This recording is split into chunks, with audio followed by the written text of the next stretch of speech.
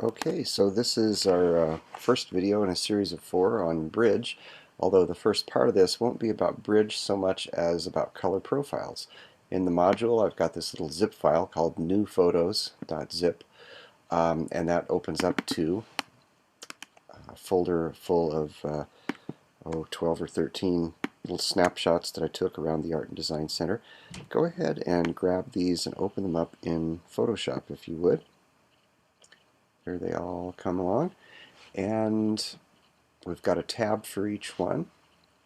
What I'd like to do is to assign a color profile. We won't convert the color profile, it'll still have its original one, but for its display on our monitor we're going to assign a profile here under Edit in Photoshop. Assign that profile of Adobe RGB 1998. This is a pretty good general profile for photos that we're thinking about using for print. Just straight out of my camera, in my case, my camera doesn't shoot RAW, it's a little point and shoot and just shoots RGB images that it saves out as sRGB as JPEGs. So I'm going to assign it the color profile of Adobe RGB 1998 because I'm thinking about preparing these for print. So I'll click OK, and I could open up each of these images and do that very thing. But what I think I'll do, and I'll undo that move that we did assigning the profile. By the way, in Photoshop, in this bottom bar, you may have it set for document size. You also have the option of setting it up for document profile. If you want a quick glance at what profile is assigned for an image, you can set it at document profile, and that'll give you this sRGB indicator, or if the Adobe RGB 1998 if we've got that going. What I'd like to do is set up an action, and we can get a window here in Photoshop that gives us actions, and this will let us record the actions that we do on the screen and then play them back again. So I'm going to set up for a new action, and I got this. Each panel has that panel button that gives you some contextual options, and I'll set this for a new action. If it wants me to name it something, I'll do assign Adobe 1998. We can set up a function key for that. I'll just do F1 with a shift and command, and I'll color code it green, and we'll start recording the action. So I've got this document open, and I'll just go under Edit and get Assign Profile, not convert the profile. I don't want to actually change the profile yet, but we're just assigning it this profile, among other things, for when it displays on the monitor.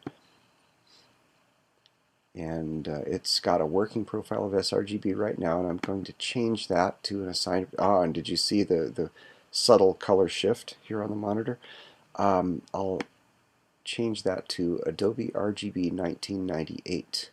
It's here under this list of color profiles. I will click OK, and now I'll save, and I'll just save it back into that same folder, and I'll click OK for those JPEG options, and I'll do a Command W to close this tab. There we go.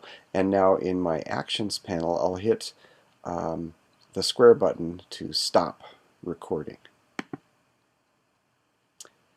And that's my action. It's here, right here in the panel. It says Assign Adobe 1998.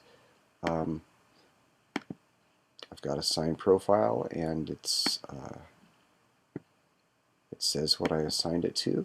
Then right below that, it says to save, and then close. And now remember, I had a function key set up with that.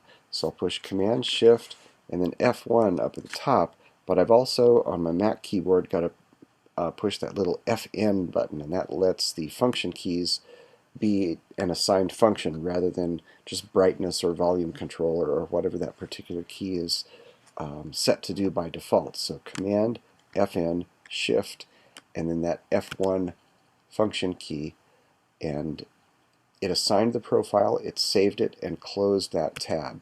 So I can just hit F1, F1, F1 if I'm holding down my Command and Shift and FN keys, and it changes all these just that easy, just that quick, just that reliably. And I've gone through my whole set. Now, back to Bridge. Bridge, of course, is a file browser. We can pick up images. It'll show us folders. We can open folders. We can even check out videos through Bridge.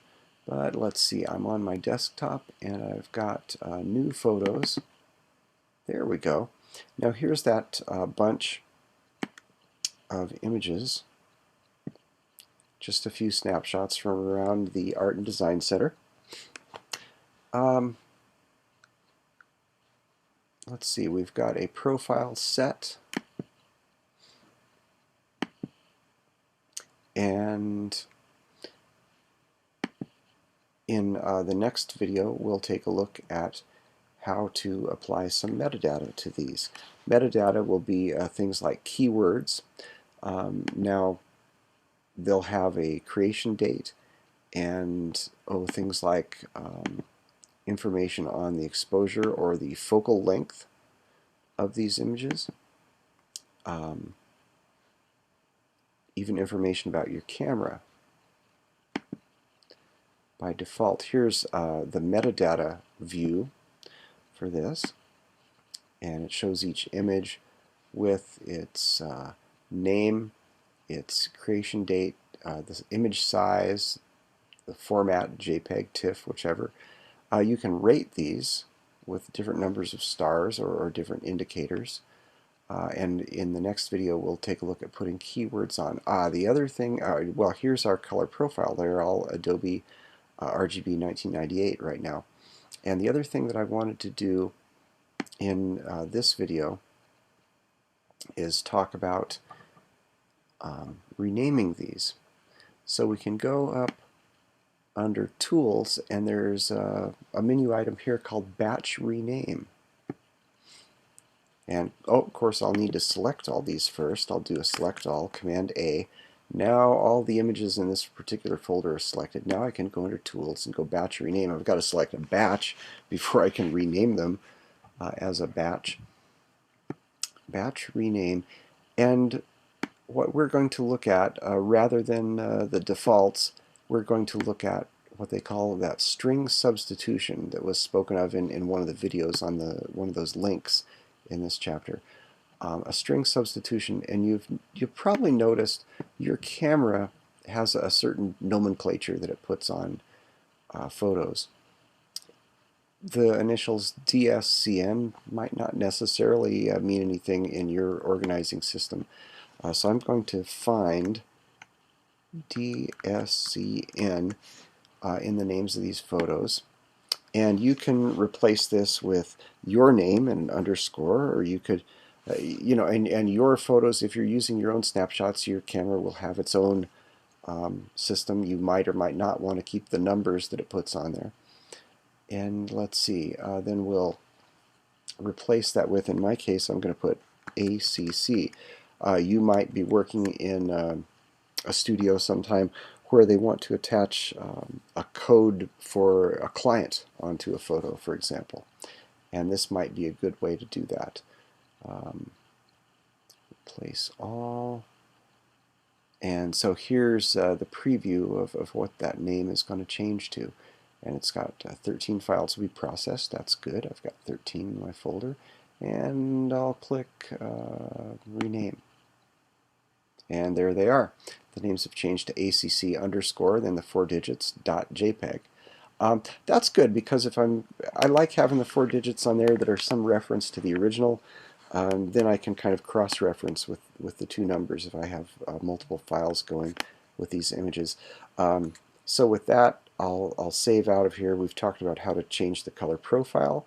We've talked about how to use Photoshop to create an action, and that was here available under Window Actions. That's a recorded series of Photoshop maneuvers that we can replay at the touch of a button. And we've talked about how to, in Bridge, how to use our batch rename tool to to substitute part of that string in the name, to replace a nonsensical name with something that might make a little more sense to you or your client or the others in your studio. So we'll look forward to seeing you in the next video all about keywords.